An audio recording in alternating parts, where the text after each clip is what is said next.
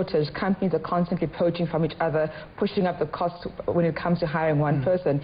Do you think that the skills poaching is still a headache for the industry in terms of cutting down on the people you're spending, and then at the same time, you know, people pushing up their revenues? I mean, how does it affect you?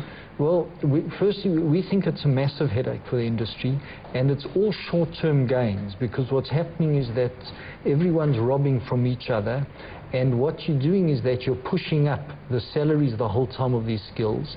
They can't, their skills, ability, and their experience can't fulfill those levels of what the fees they're trying to command, and I believe that this is propagating the poor delivery in systems, because people are being catapulted into positions such as lead architects, whatever, which they haven't the experience to fulfill. What we've done is that we've tackled it really on two fronts. I think the key thing is firstly to make sure that your people are happy, that you're giving them careers, and we've tried always in Dariel to give people an IT career. If one looks at a civil engineering practice or a legal firm, you can embark on a career. We've tried to create technologist careers, so thereby giving them interesting work, giving them growth opportunities, and really promoting them into different positions.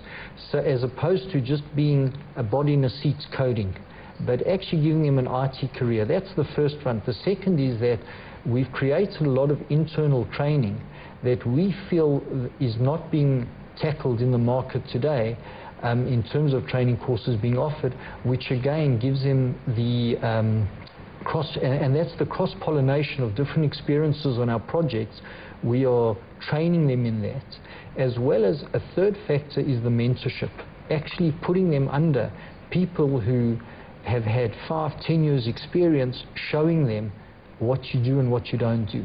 And they are starting to realize that this is, you know, in the big picture, there's no short-term gains, and that to build a system, these are, you have to go through and pick up all the different competencies to create an overall, if I can call it, web-based system today, which is a big demand out there. So to build these systems, you're obviously importing a lot of the technology. So how do you mitigate against like a downturn in the currency?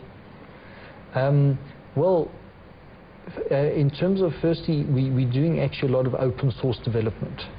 So as I mentioned earlier, yes, the skills-based cost is higher, but we tend to attract amongst the top technologists in the country, and we're prepared to pay them for that. But the open source we download really, and as long as we follow their licensing rules, is typically for free.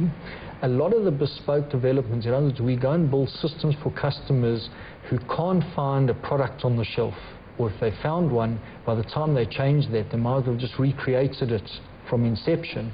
And they tend to buy a lot of the development tools themselves, the licensing and that. But that's actually a very, very small factor today in terms of the overall development of the software. So it's not really affecting the any growth or in terms of where the economy and that is. So you're basically focused on South Africa at the moment. Have you looked beyond our borders? Because everyone's talking about the African growth story. You should be moving beyond SA's borders. Yeah. So yes, we have, and in fact we think that we are quite well geared for that. The key was some of the compelling factors within Dariel is certainly dealing with the rest of Africa, and in Europe it's the same time zone, as opposed to dealing with software shops based in India or on other continents where you would have a lead or a lag of 5 hours or so. Secondly, English being the language over here is a very, very key thing in IT communication today, to make sure that we understand their requirements up front. And so we would like to look at moving forward, creating really a software factory whereby we could create a conveyor belt really of different products that we'd be building for companies overseas, and this is what we're investigating and pushing forward with at the moment. And just quickly, if you are an IT company looking to go into the continent, what's your biggest concern about moving beyond SA's borders? Is it an issue of regulation, or what would it be for you? I think really the key thing is regulation, and that doesn't affect all the systems or anything like that.